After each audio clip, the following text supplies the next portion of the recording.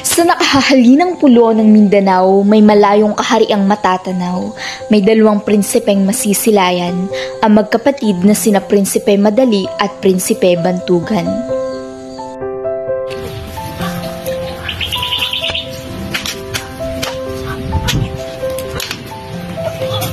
Sa kanilang magkapatid, si Bantugan ang malupit. Magaling siyang humawak ng sandata, kaya na may hinahangaan siya. Napakalakas niya! Oo nga! Tunay na napakalakas niya! Paano niya nagagawin patay ng buhaya? Sinasapian siguro siya ng mga Diyos. Halika! Pasalamatan natin ang bibigay dahil sa pagpatay ng halimaw! Mga mamayan ng Bumbaran, hanggat narito ako at nanatiling buhay, mananatiling malaya at mapayapa ang ating kaharian. Sa husay ni Prinsipe Bantugan, naging pinakamagaling na sundalo siya sa kaharian. Lagi niyang pinamumunuan ang mga sundalo sa labanan, lagi silang nagwawagi sa bawat tunggalian. Mga kalaban nila ay hindi na nangahas na mayani ang kapayapaan at saka pag-unlad, ang respeto at pagkilalay kanilang nasungkit mula sa ibang kahariang nasa malapit. Minamahal kong mamamayan ng Bumbaran, batid kong lahat tayo ay nalulungkot sa pagkasawi ng ating mahal na hari. Ngunit kailangan pa rin nating magpatuloy. At para sa papalit sa kanya sa trono, bilang ang panganay na anak niya ay si Prinsipe Madali, siya ang gagawin nating hari. Si Prinsipe Bantugan ay matapang at malakas. Kaya niya tayong protektahan sa mga kalaban. Siya dapat ang maging hari. Sang-ayon ako!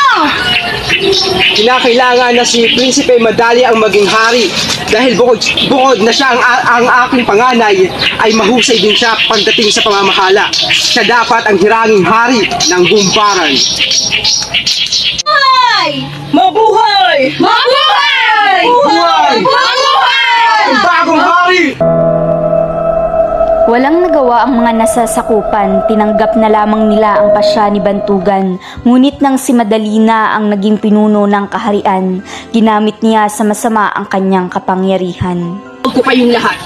Dahil hindi ako natutuwa sa mga nangyayari, nilalapastangan niyo ang aking pagiging hari.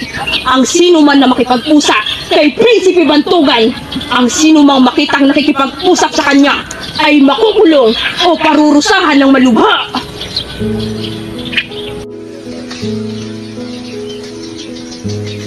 Sa utos ng kapatid, si Bantugan ay nalungkot. Iniwasan siya ng lahat dahil sa takot. Upang wala nang mapahamak, siya ay nagpakalayo-layo. Naglayas sa kaharian at di na nagpakita kahit kanino. Nagkasakit siya at nalumbay at naging sanhi ng kanyang pagkamatay.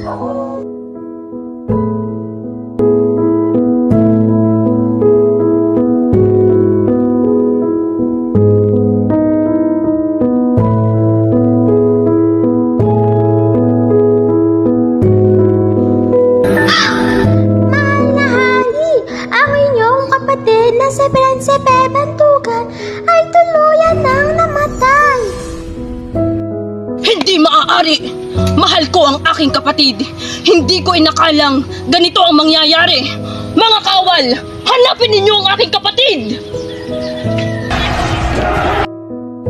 Nang makita ni Madali ang bangkay ng kapatid, tuluyang nalusaw ang kanyang pagkaganib.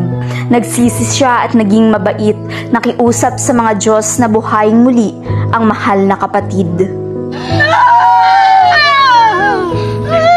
Mahal ko ang aking kapatid! Mga Diyos! Buhayin niyo muli ang aking kapatid! Bunsod ng sinserong kahilingan ni Madali, si Prinsipe Bantugan ay nabuhay muli. Namuhay silang masaya, ang kaharian ng Bumbaran ay muling sumigla.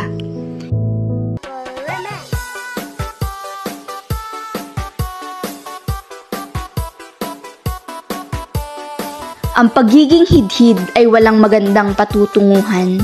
Ang pagiging inggit ay lason ng kasamaan. Ugaling mabuti kanino man at pailralin ang siklab ng pagmamahal.